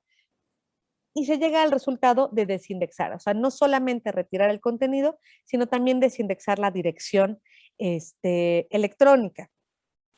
Eh, Ellos de verdad también comparten datos brutales, que, por ejemplo, en el 2019 hay un observatorio sobre la piratería español y mostró un aumento del 10% en usuarios que acceden a libros de forma ilegal. La verdad es que también en comparación con lo que nos está pasando en México, de pronto dices, este problema nos está sucediendo a todos, porque es más o menos lo que sucedió con nosotros. O sea, este 10% nosotros lo observamos entre 2017 a 2020, que es cuando llegamos al 48% que yo les mostré. Y obviamente las novedades son gravemente afectadas. Se ha observado desde este servicio de evidencias automático y de reporte que 7 de cada 10 libros pirateados en línea tenían menos de un año de publicados. Eso también es muy interesante porque a veces decimos, oye, mira, yo formo parte de Sempro y quisiera pues darles 10, 20 títulos que quiero que monitoreen a través de Cedro, del SAR. ¿Cómo los selecciono? Ah, bueno, pon mucha atención en tus novedades. Yo les diría, y pensando en esta gráfica, ¿no? Pues un 70% tus novedades y un 30% la parte más fuerte de tu fondo, por ejemplo. Entonces, y esas son las que puedes compartir con datos muy básicos como son el ISBN, el título, el autor y la editorial o el sello editorial, si tienes varios sellos, para que entonces ellos puedan estar en este servicio automático de localización. Es muy importante y de verdad, de los que estén aquí en el público, si están afiliados a Sempro, aprovechen porque es una alianza en la que ya tenemos prácticamente 3 años y ellos tienen un servicio que además lo van mejorando cada vez más. También es una inteligencia artificial, esta localización, afinar los criterios de búsqueda y bueno, pues la verdad es que ha dado resultados fantásticos porque este programa además rastrea la red buscando las copias, pero lo hace no solo en los buscadores como Google o como Yahoo, lo hace o como en Firefox, lo hace también en las redes sociales, muy importante. Y tenemos además una cuestión de servicio local, que esta es la novedad que tiene Sempro este año. De todas formas, lo estaremos anunciando en nuestras redes sociales y con todos los afiliados, que es el servicio local de localización y remoción de contenidos, que además es con un programa especializado para poder generar y garantizar una defensa en profundidad. El enfoque, obviamente, es una metodología y esto va de la mano, querida Claudia, con lo que comentábamos al inicio de esta charla, que es, hay contenidos y consumo que son múltiples, que son multimedia. Lo que está sucediendo también para poder hacer localización, notificación y remoción de contenidos es que necesitamos una metodología multiplicada. Y esto es a través de distintas capas. ¿Para qué? Para debilitar el posicionamiento de los infractores. Aquí creo que se ve muy chiquita la imagen, pero los puntos que tocamos principalmente son redes sociales, motores de búsqueda, comercio electrónico, porque también esto de las tienditas digitales, aguas. Les doy otro tip de ser posible. Si algo les gusta en Instagram, no lo compren a través del link que encuentran en Instagram. Váyanse directamente a la página del producto o de la empresa que les gustó. ¿Por qué? Porque si no, dentro de eso, a veces tenemos capas de algunos sitios que simulan ser la tienda oficial de Penguin o la tienda oficial de Manual Moderno o la tienda oficial de Planeta y en realidad no lo son. Entonces, ojo también con los sitios de comercio electrónico. No todo lo que hay en Internet es bueno o es legal. Sitios web que sean hosters, que esto es parte de lo que nos da la cuestión de multicapa. Las plataformas de video, porque también a través de estas plataformas vemos muchas veces que se comparte el contenido, aunque no sea necesariamente también en texto. Y la Deep Web, que la verdad es que es una verdadera pesadilla entrar en ese lugar, es como entrar a uno de los círculos del infierno, porque ahí literal la vida no vale nada.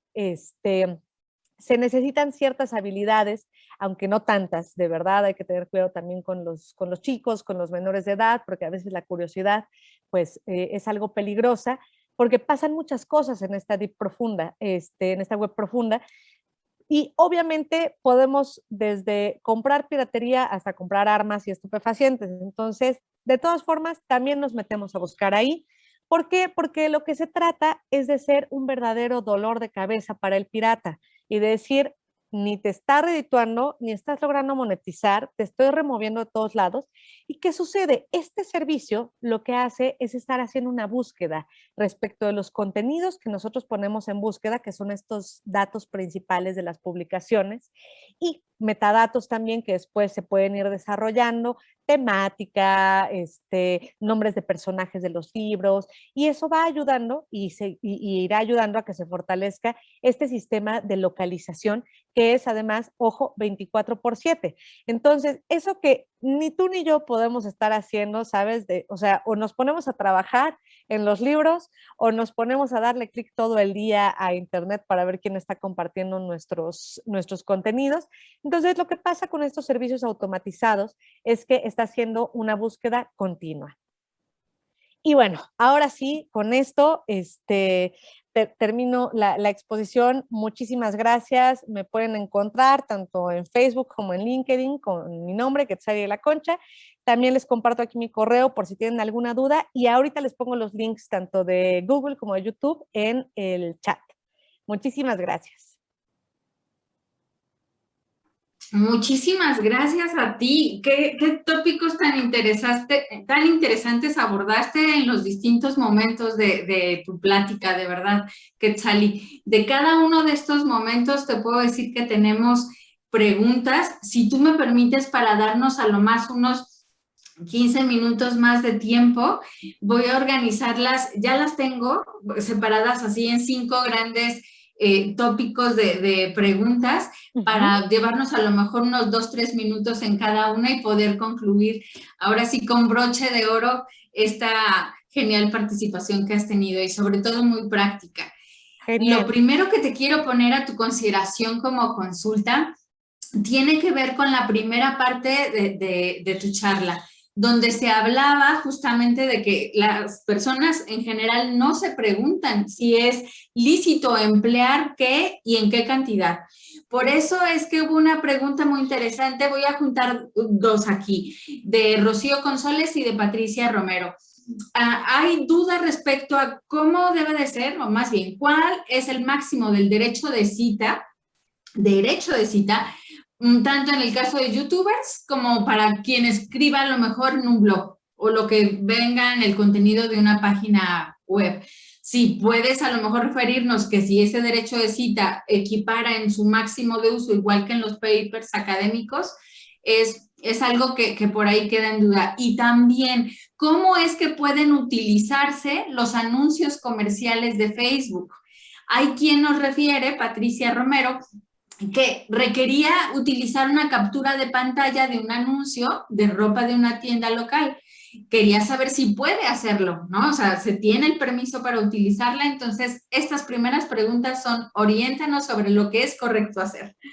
Sí, muy, muy importante y bueno, a ver, la primera con el tema del derecho de cita, ahora sí que pues no es culpa nuestra, pero hay mucha ambigüedad. Es un tema ciertamente subjetivo, porque en el artículo 148 de la Ley Federal de Derecho de Autor encontramos la fracción que refiere el derecho de cita. El problema es que lo que nos dice es, mientras no se presuma que es una copia. Entonces uno dice, pues, ¿qué tanto es tantito o es tantito menos o es tantito más? ¿Qué tanto puedo usar?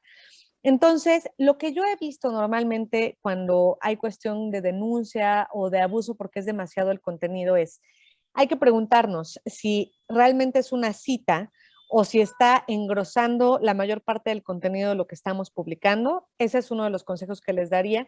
Hay que procurar que no rebase ciertos límites. Yo, por ejemplo, en lo personal, si voy a estar citando continuamente un mismo documento, por decirlo así, lo voy a hacer de manera salteada y no me voy a pasar de un 10, un 20% cuando mucho. Y obviamente en cada una de las citas que vaya yo utilizando, muy importante porque esa es la regla de oro, hay que hacer la referencia. ¿Quién es el autor? ¿Quién es el editor? ¿Y dónde se encontró publicado? Si es en internet, se pone también la referencia de dónde fue publicado. Con el tema de los anuncios publicitarios, ojo, hay que preguntarnos, ¿lo voy a utilizar también para una cuestión que tiene fines de lucro? ¿Por qué? Porque nos podemos meter en un problema de marca, más que en un problema de derechos de autor, por la cuestión de aparición o uso no autorizado de marcas. La verdad es que el esquema de protección de las marcas es mucho menos tolerante que el de derechos de autor. Entonces, sí nos puede pasar que nos venga un reclamo fuerte. Entonces, el tema de las marcas hay que tener cuidado, de ser posible se tiene que pedir permiso, porque si no, pueden pasar cosas terribles. Estaba viendo yo, por ejemplo, un caso en Estados Unidos. Han salido diversos libros en donde viene, no sé, Zara, el constructor del imperio de la ropa, no sé qué tal.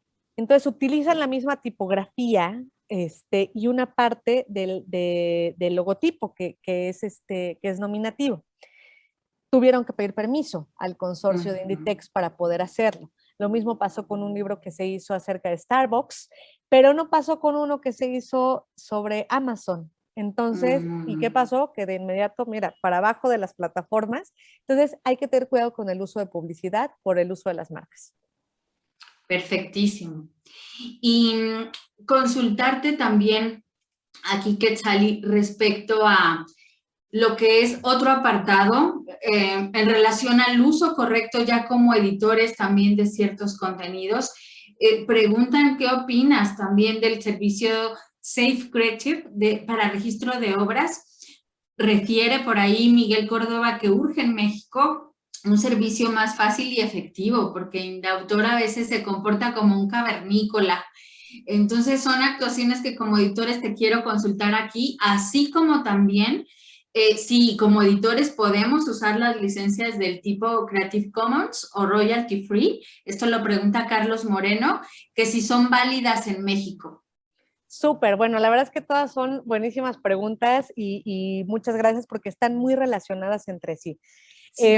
Por una parte, sí, en definitiva, esta cuestión del registro, digo, por parte de los abogados y ahorita en la Asociación de la Protección de Propiedad Intelectual, yo estoy como coordinadora en el Comité de Derechos de Autor y Derechos Conexos y bueno, ya yo creo que en Indautor nos sueñan porque parte de lo que nos dicen también los tratados internacionales es, tú como Estado mexicano, y esto viene en el ADPIC, que es el que tiene que ver con cuestiones comerciales y propiedad intelectual, viene en el TEMEC, viene en el TPP, o sea, estamos plagados de la indicación, tienes que hacerlo fácil, tienes que facilitar la garantía de protección de los derechos de autor y tienes que utilizar todas las herramientas que sean necesarias para ello. De ahí que estamos presionando mucho para que haya nuevas alternativas digitales como las hay en el INPI.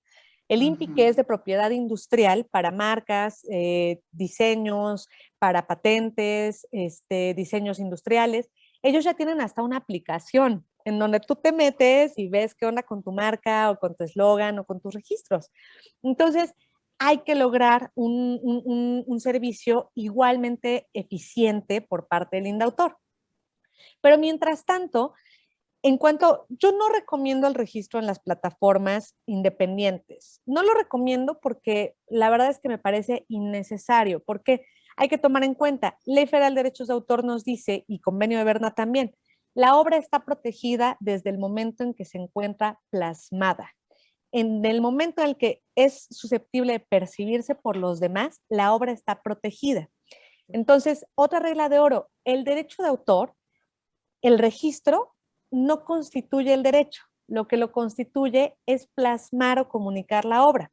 Entonces, ahí hay que tener en cuenta mejor ciertos tips. ¿Qué hacer? Bueno, la primera vez que lo di a conocer, por ejemplo, en Internet, registrar, copiar la pantalla, decir en tal fecha, en tal sitio es donde yo publiqué.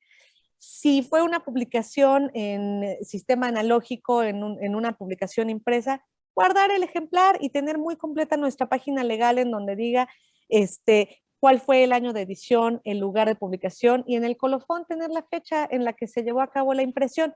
Eso es más que suficiente, eso es más que suficiente para que en caso de una controversia con un tercero, tengamos que demostrar que la obra es nuestra y que está protegida. Entonces, por eso digo, lo pueden hacer, dicen que todo suma, pero yo no les diría que es necesario o que es indispensable para la protección de sus obras. Eso por una parte. Creative Commons, definitivamente. O sea, Creative Commons, contrario a lo que de pronto se llega a pensar, y yo soy de verdad férrea defensora de los derechos de autor, me encanta el derecho de autor, creo que es muy importante para poder fomentar que la creatividad sea sostenible, pero Creative Commons trabaja con las reglas de derecho de autor. ¿Por qué? Porque lo que te dice es, a ver, tú escribiste un texto, tú hiciste una fotografía, tú pintaste un cuadro, tú hiciste una ilustración, lo quieres subir en la plataforma. Muy bien, indícanos con tu derecho de autor qué es lo que permites y qué no permites. Ah, mira, pues yo permito que se reproduzca, yo permito que se lea, yo permito, es más, que se modifique. Lo que estoy haciendo es ejercer mis facultades morales y patrimoniales como autora cuando utilizo estas plataformas. Y como usuarios, eso nos facilita la vida, porque estas plataformas lo que te dicen es, oye, esto, mira, tiene clic en que lo puedes reproducir. Oye, mira esto, más aún, dice que hasta lo puedes modificar. Este otro dice que lo puedes usar en lo que tú quieras. Entonces, ahí nos da la línea de uso y de permisos clarísima. Entonces, a mí me encanta cómo funcionan estas plataformas y más cuando estamos haciendo, por ejemplo, otras obras que queremos enriquecer con este tipo de contenidos, nos da una certeza mucho mayor porque fue el propio titular el que indicó qué permite y qué no permite. Entonces, totalmente sí. Totalmente, sí, muy bien. Muchísimas gracias, Quetzali. Pues mi tercera pregunta va a agrupar tres cuestiones. Por ahí te puedo decir que identifiqué que estas tres preguntas consultan respecto a los generadores de contenido que nosotros somos también. En este sentido, ¿cuál será una buena estrategia para prevenir o evitar la piratería? Tú dijiste varias por ahí en ese apartado de tu presentación, pero Paulina Rivas en concreto consulta sobre dos opciones: bajar el precio de los contenidos o llegar a plataformas de venta al alcance de todos, porque a veces estará mejor el libro, pues, pero no se encuentra en librerías y mejor buscar estrategias comerciales para digitalizar todo, pero con estos elementos. Ella pone eso a consideración. También Pamela Valdés en esta parte de cómo cuidarnos de la piratería es qué pasa, por ejemplo, con los libros que se compran de segunda mano. Dice, entiendo que eso no es piratería, pero ahí, ¿qué es lo que ocurre? Pregunta Pamela. Y la última, muy relacionada con esto, con consultarte más sobre cómo protegernos, es ¿qué DRM son los más efectivos para proteger los ebooks? Esto nos lo consulta Carlos Moreno. Estas tres es, dinos cómo protegernos con estos referentes. ¿Qué sale? Sí, por supuesto que sí. Y bueno, en el caso de la accesibilidad, definitivamente tenemos que sumarnos a más plataformas. Hay plataformas que tienen más prestigio que otras porque llevan más años. Hay que fijarnos también en el momento en el que vamos a contratar, eso también es fundamental, o sea, siempre un contrato de por medio, a qué se compromete la plataforma con nosotros, cuáles son las características de administración que nos está dando. Y hay que ver cuál es su historial, cómo ha trabajado, qué alternativas da, en qué territorios funciona. Hay plataformas también que tienen más problemas de denuncia que otras, no necesariamente lo sabemos, pero de pronto, pues ahora sí que googlearle, ¿no? Para encontrar comentarios acerca de las plataformas, pero sí hay que subirnos en la mayoría para ser más accesibles. Y también hay que tomar ciertas decisiones. Hay plataformas que solo trabajan con descarga, en donde hay que adquirir el libro completo. También pensar, el libro digital en promedio está entre un 30 hasta 40% más barato que el libro en físico. A mí eso ya me parece que es una chulada, o sea, es una maravilla, porque finalmente sí, no tenemos un gasto de producción material por ejemplar, tenemos un gasto de diseño y de producción del archivo digital para que sea ebook. Que ojo aquí, digo, yo sé que todos los que estamos aquí lo sabemos, pero un PDF no es un ebook. O sea, el ebook trae aparejado toda una cuestión de diseño, de programación, de hacerlo amigable, amigable con los dispositivos, o sea, trae mucho trabajo también detrás, pero hacemos esa inversión, que es una inversión importante, pero es una inversión, pero no hacemos ejemplares, tampoco tenemos almacén, tampoco tenemos que hacer distribución, o sea, la verdad es que también es una gran alternativa como editores o como parte de la familia de la cadena del libro. Me está encantando que las librerías cada vez veo más plataforma de venta y que incluye venta de ebook, porque eso lo que hace es que seguimos estando libreros y editores en el ecosistema del libro, no importa si es físico o si es digital. Entonces, estar en todas las plataformas de nuestras librerías, estar en las plataformas de solo consumo digital, estar en estas que son de descarga del libro completo, pero también están las de suscripción. Ahí es una toma de decisiones. ¿Qué pasa? La suscripción pues funciona distinto porque la manera en la que nos van a reportar las regalías es distinta. No vamos a ver un reporte en donde nos digan, pues mira, se te vendieron 10 ebooks y por lo tanto tienes tanto. Lo que vamos a ver es tu promedio de lectura fue tal y entonces te estoy reportando tanto. Pero finalmente, la verdad es que también hay muy buen consumo en la suscripción. Muchos no están de acuerdo, a muchos no les encanta porque rompe con el esquema tradicional de administración de venta de los libros, pero de verdad vale la pena pensar. Y otras también, y eso es bastante atractivo, yo diría que para todos los contenidos, pero para los que son de texto académico y especializado, que son las plataformas que ofrecen consumo parcial. Entonces, en donde pagas por cuántas páginas leíste, cuántas páginas eran necesarias para ti. Entonces, eso también da una cuestión muy importante de accesibilidad. O sea, ¿qué sucede si un estudiante de medicina dice, híjole, es que solo necesito un capítulo de este manual y el manual completo cuesta 3,000 pesos? Y además ni siquiera estamos cuestionando el precio, porque hacer un manual de medicina, perdón, es carísimo y además son muchos años de trabajo, o sea, son obras titánicas. Entonces no se cuestiona el precio, pero sí la posibilidad. ¿Y qué pasa? Pues el estudiante de medicina, si de pronto ve la opción de decir, ah, ok, pues este es el precio por página, entonces va a decir, ah, bueno, pues qué fotocopiadora, ni qué meterme ahí en problemas, y además la calidad de imagen y cómo está programado el contenido digital, pues me meto ahí. Entonces tenemos eso, tenemos consumo por descarga, por suscripción o consumo parcial.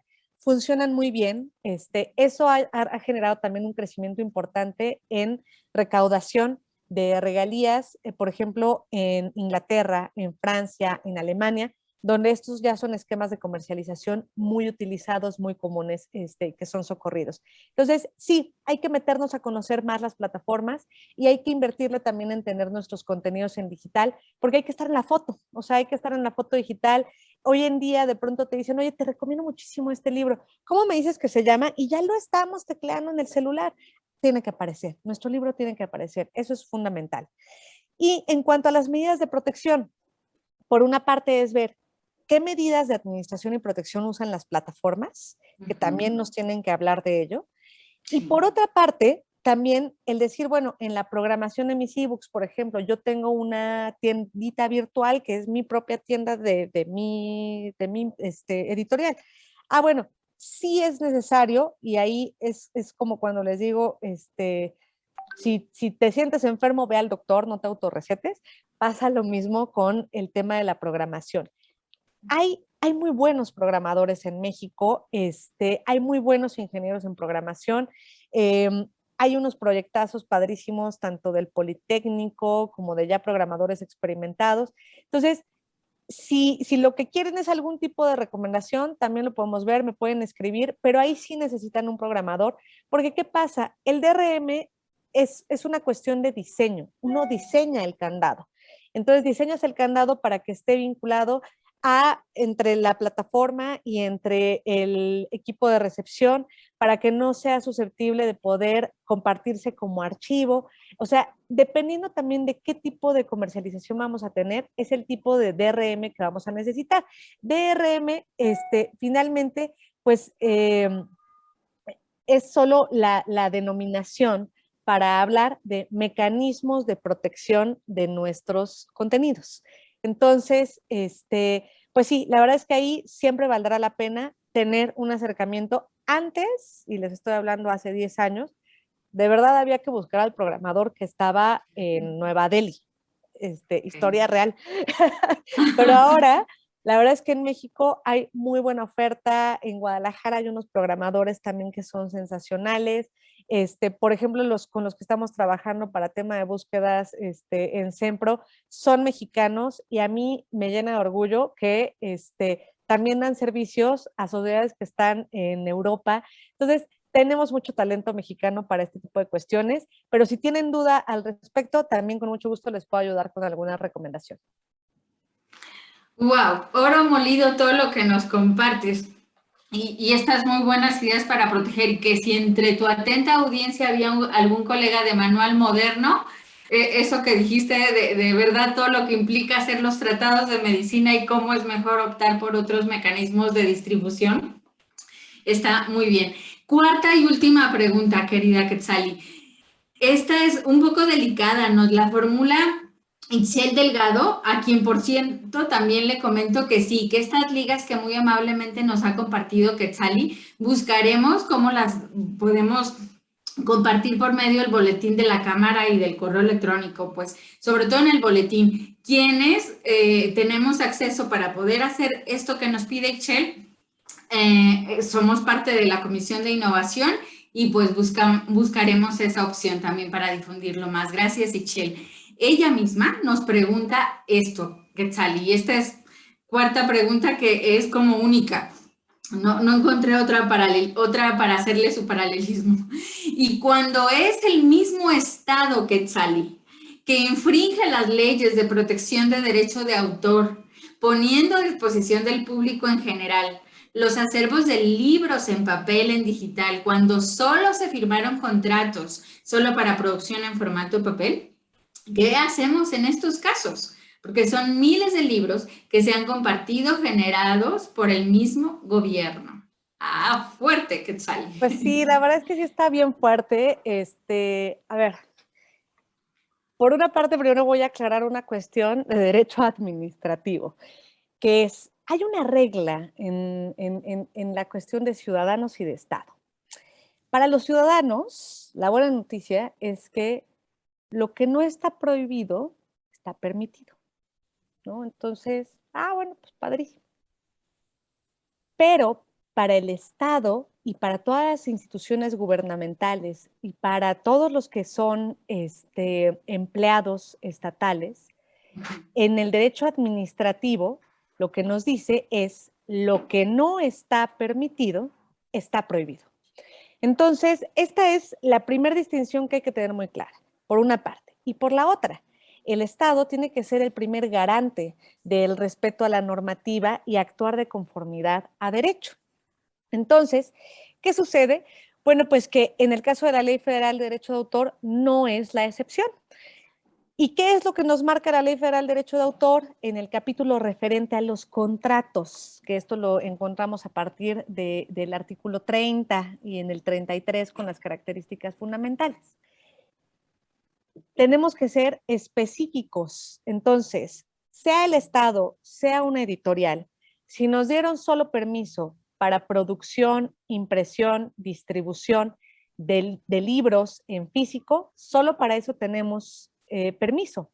Entonces, y muy importante también, al principio dentro de los términos de la propia ley, y esto también lo refiere Berna, toda la interpretación de las normativas de derecho de autor son en favor del autor. Entonces, esto también quiere decir, lo que no se otorga, lo que no se autoriza específicamente, no se puede dar como autorizado o no se puede entender como autorizado. Entonces, ¿qué está sucediendo? Pues que definitivamente es una mega infracción la que está sucediendo y esto hay que referirlo y hay que denunciarlo también a los propios órganos de control del Estado. ¿Por qué? Porque finalmente, pues el ser Estado o el ser instituciones gubernamentales no les exime del respeto de la ley. Entonces, es igualmente una infracción, es igualmente una falta y muy importante, también afecta profundamente a los autores, a los editores, Porque ¿qué pasa si el autor dice, yo me acuerdo que a una institución gubernamental le di mi licencia, mi autorización para el formato impreso. Y entonces ya contraté con una editorial el formato digital. Entonces lo que está pasando es que están aniquilando a la editorial que decidió apostarle al formato digital de esa obra. Entonces está afectando profundamente la normal comercialización de esa obra. Hay que tener mucho cuidado con eso. Y mientras decía esto, perdón, me acordé de una pregunta que me brinqué olímpicamente, que era lo de la reventa de libros. Lo digo súper rápido. La venta de segunda mano es legítima, es legal, por una simple y llana razón. Hay un derecho patrimonial que es el derecho a la distribución, a la venta y distribución de ejemplares. Eso solo es para ejemplares. Entonces, una vez que ya en la librería ese libro, ese ejemplar se vendió, en ese momento terminó ese derecho porque ya se ejerció por completo. Entonces, ahí sí la lógica es como objeto. Entonces, así como yo puedo revender un celular, puedo revender un vestido, puedo revender mi auto, puedo revender también un libro por el que yo ya pagué como objeto. Entonces, y esto también se le conoce como un mercado gris. Un mercado gris porque también nos puede causar problemas. Hubo un caso que a mí me pareció súper interesante en Estados Unidos de un estudiante que era de la India y en la India tienen controles de precio. Entonces, una obra que era, de hecho, me parece, si no mal recuerdo, porque fue hace muchos años, era de Oxford, tenía un precio pues como un 25-30% abajo en la India que en Estados Unidos. Y entonces era un libro académico especializado, caro. Entonces este chico lo que hacía era de, bueno, pues es que viene mi primo o viene mi tía, pues le voy a decir que se traiga la maleta llena de estos libros, de este libro, de esta obra. Y él lo revendía con los compañeros en la universidad porque se los podía dar más barato. Entonces, obviamente esto generó pues muchas quejas y mucho revuelo porque Oxford decía, oye, yo doy ese precio en la India porque no me permiten algo distinto y de todas formas quiero tener disponibilidad de mi obra allá, pero no me hagan competencia desleal en Estados Unidos cuando yo ya tengo un precio de lista. Entonces, y fue una discusión que duró bastante por tratarse de una cuestión de mercado gris. Al final, ¿qué sucedió? No es que me encante el resultado, pero unos se quedaron muy felices y tranquilos con eso, que este chico de la India quedó absuelto. ¿Por qué? Porque se determinó que había estado trabajando en una cuestión de mercado gris, que había comprado legalmente los libros en la India y que los estaba revendiendo legalmente porque los había adquirido y pagado por ellos en Estados Unidos. Entonces, hay que tener cuidado con el mercado gris y bueno, pues creo que también, a fin de cuentas, genera dos cosas, y esto ya lo digo como lectora. Genera accesibilidad, porque hay ciertas obras que si uno las, es como los coches, ¿no? No es lo mismo comprar uno nuevo que comprar uno de segunda. Y también en la misma accesibilidad, el poder encontrar, porque hay editoriales que desaparecen, lamentablemente, hay de pronto obras que quedan en el olvido, que fueron descatalogadas y que alguien las quiere leer. Entonces, yo la verdad es que me he echado unos chapuzones maravillosos en las librerías que conocemos como de viejo, y bueno, pues genera la oportunidad de encontrar obras que ya no se hallaban. Pues por lo menos en nuestro país, me pasó hace muchos años con una obra que después hice mucho hincapié en Penguin en que la volviéramos a publicar, que era París era una fiesta, de Hemingway. La verdad es que es una obra preciosa que nos ayuda a acercarnos a la intimidad del ser de Hemingway y a su historia como escritor, a su historia emocional como escritor. Y no estaba en México. O sea, si tú la buscabas en 2012 o 2013, no estaba. La encontrabas en los libros de viejo. Ya después, bueno, pues le entramos con Lumen y pudimos hacer una nueva edición, pero mientras tanto no se hallaba la obra. Entonces, pues mejor comprar uno por el que sí se pagó que intentar buscarlo en la piratería. Definitivamente son caminos completamente distintos. Claro que sí. Wow, qué lindos ejemplos sobre esta última pregunta y gracias también que la recuperaste, Quetzali. Sí, muchas gracias. Sí, y bueno, nuestra quinta y última pregunta te la haré, pero invitaré previamente a a tu amable audiencia que de verdad los has tenido fascinados y están haciendo comentarios de enorme gratitud y demás, que por favor nos respondan la encuesta de opinión. Nos ayuda muchísimo, también identificamos pues todo lo que se gozaron. Sí, por favor. Entonces, bueno, una vez que dejo otra vez la invitación, que lo busquen ahí en el chat, ya lo puso Claudia Alcalá. La última pregunta es, respecto al servicio automático de reporte que nos mostraste, súper interesante de Cedro, pregunta Norma León si se tiene algún costo para acceder a este servicio automático. Entiendo a lo mejor que hiciste alguna referencia de que nosotros afiliados a la CANIEM, por ahí hay algo, eso te lo consulto. Y también pregunta Hilda Hernández que si estos sistemas de búsqueda y localización de contenidos ilegales que nos explicaste de SEMPRO pueden rastrear contenidos puestos en plataformas cerradas como Canvas Drive. Súper. Pues mira, para la primera, el acuerdo que hay con Cedro, que es una sociedad de gestión colectiva de España, hay que tener muy en cuenta esto, ellos solo trabajan para sus afiliados españoles. Okay. Lo que hicimos fue un convenio entre sociedades hermanas, que es SEMPRO y Cedro, y entonces por eso nos dan la oportunidad de monitorear algunas obras mexicanas. No es que uno como editorial en México pueda decir, oye, Cedro, ¿puedes monitorear mis obras? Porque nos van a responder que no y te van a preguntar si estás afiliado a SEMPRO. Entonces, pero para los que están afiliados a SEMPRO, que los que no lo están, de verdad los invito, es una muy buena experiencia el sentirte abrigado por una sociedad de gestión colectiva. Los que están afiliados no tienen ningún costo, solo tienen que reportar, oye, en tu sistema en tu acuerdo con Cedro, les puedes mandar estas 30 obras que quiero que se monitoreen y no tiene ningún costo, es parte de los beneficios que hay para los afiliados de SEMPRO y que logramos este acuerdo con Cedro, que es otra sociedad de gestión colectiva. Y en el caso de las búsquedas del servicio especializado que está comenzando a correr en SEMPRO, sí, o sea, le estamos entrando a todo. Obviamente las que son cerradas nos cuestan más trabajo, pero son muy buenos los programadores con los que estamos trabajando. Entonces, sí le estamos entrando. Nos toma a veces un poquito más de tiempo, porque también ellos lo que hacen es que tienen cierta identidad. Además de que es cerrado el sitio, tienen una identidad fantasma de servidor. Entonces, hay que hacer un poquito ahí al inspector para poder rastrear bien y poder hacer no solo la notificación, en esos casos también generalmente buscamos hacer una denuncia penal. Entonces, pero sí, también en esta parte de búsqueda también le entramos a esto. Ay, excelente, de verdad, Quetzali, nos has ilustrado bastante en todo lo que es el derecho de autor en este entorno digital. Pues quiero para laurearte, de verdad, literal, laurearte, de verdad, genial la presentación, hay comentarios, muy enriquecedora tu plática, extraordinaria presentación, se aprendió montones, muy claro el panorama del derecho de autor en el entorno digital que estamos, de verdad, maravillas, excelente plática, muy enriquecedora y que se nota mucho tu experiencia y conocimientos.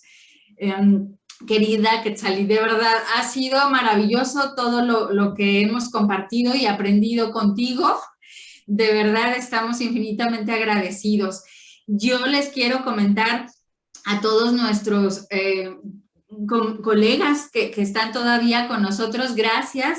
Tuviste más de 100, 120 personas, creo que por ahí rayaron. Súper largo, y seguro luego va a haber muchas reproducciones. Sí, Quetzali, cuenta con eso, porque en el boca a boca seguro se va a hablar de lo genial que estuvo tu participación. Gran ponente, de verdad, te felicitan mucho. Entonces sé que en el boca a boca podremos contar luego con su recomendación de que puedan volver a disfrutar de todos los conocimientos que nos ha compartido Quetzali por medio de la página, pues sí, desde YouTube, lo que tenemos de la página del Foro de Innovación Editorial. Pueden ahí después disfrutar de esta sesión y de otras que hacemos continuadamente para hacer la labor de acercar la innovación a su labor. Así que quedan totalmente invitadísimos para eso.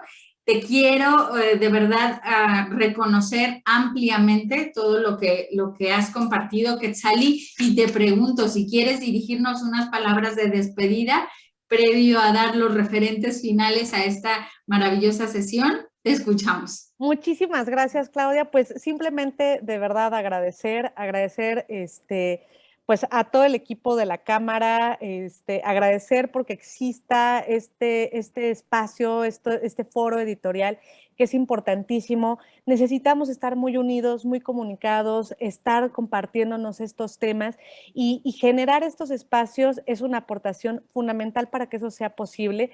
Entonces, y también agradecer a todas y todos que nos han acompañado el día de hoy, de veras, porque a mí me apasiona el derecho de autor, pero veo que a ustedes también y eso me ilusiona mucho, porque ese tipo de compromiso nos va a llevar a tener un mejor entorno y una mejor comunidad también digital. Entonces, gracias por estar, por quedarse. Y Claudia, a ti, muchas gracias pues por acompañarme, por dirigirme, por compartirme las preguntas y por hacer también posible esta charla el día de hoy. Cualquier cosa, por favor, no duden, estoy a sus órdenes, podemos estar en comunicación. Y pues, por supuesto, también a través de la cámara, porque pues yo, la cámara definitivamente para mí es mi casa. Entonces, muchísimas gracias. Gracias mil a ti, Quetzali. Te puedo decir también que hubo por ahí unas consultas de datos de Guillermo Domínguez, nada más para referirlo. Nosotros sabemos que tú te apuntalaste con unos datos muy interesantes de una cifra de lectura de los millennials. Él quería también saber cómo se habían obtenido y a qué tipo de libros te referías con los datos de consumo de piratería. Yo supongo que en la parte de tus fuentes, pues esto, son datos que se han generado dentro de la propia CANIEM o dentro del CEMPRO. ¿Nos puedes nada más dar esta referencia rápida? Son las estadísticas del Instituto Mexicano de la Propiedad Industrial, que lleva a cabo encuesta anualmente acerca de esquemas de consumo de contenidos, incluyendo el editorial. También son los estudios a través del ITAM que se hicieron con la Coalición por el Acceso Legal a la Cultura. Y el que es de toda Latinoamérica, esa es una de las cifras que dio oficialmente Google respecto de su plataforma de YouTube. Perfecto. No, muy bien. Esto remata la noción de nuestra audiencia a razón de verdad de todo lo que es tu expertise. Muchísimas gracias también por estas últimas clarificaciones. Me despido también indicándole a Luis Rueda, así como pedimos que nos encuesten, nos respondan la encuesta de opinión a todos ustedes. Luis nos hizo una pregunta que no incluí, la verdad, pero se lo quiero referir, de cómo subsanar la falta de acceso a libros electrónicos en bibliotecas públicas. Vamos a tomar esta pregunta en la Comisión de Innovación y creemos que en tópicos de promoción de la lectura y cómo nos podemos apoyar con la labor de las bibliotecas, tenemos ahí un área de oportunidad para luego atender esta pregunta. Créanme, estimados todos que nos han acompañado en esta sesión, que procuré de verdad no desaprovechar la brillantez de nuestra ponente y por eso reuní las preguntas de la mejor forma que me fue posible y atenderlas en lo más amplio que nos permitiera también nuestros tiempos. Concluyo invitándoles a estas reuniones que son frecuentes cada 15 días, los jueves a las 11 de la mañana nos reunimos para estar cerca de estos expertos que nos pueden ilustrar más en estos tópicos de innovación y por eso quedan todos muy invitados a la sesión del 21 de octubre, jueves, como les refiero, también media mañana, que estará Edgar López, el director comercial del Grupo Planeta, y Carlos Chavarría, que es gerente de compras de Gandhi, para que nos hablen respecto de la eficiencia en el abastecimiento de los puntos de venta. Aspecto también nodal para otra parte de los nodos de esta red de valor de la industria editorial. Así que quedan todos muy invitados, estén atentos a sus correos con los que se difunden estas invitaciones. Entren, por favor, a la página de YouTube para que vuelvan a disfrutar, porque iban entrando varios de ustedes en distintos momentos de la conferencia de Quetzali. Disfrútenla completa de nuevo en la página de YouTube del Foro de Innovación Editorial. A nombre de la Comisión de Innovación de la Cámara Nacional de la Industria Editorial Mexicana, muchísimas gracias a todos. Que estén muy bien y que sea un hasta pronto. Muy cordial saludo. Hasta luego. Gracias.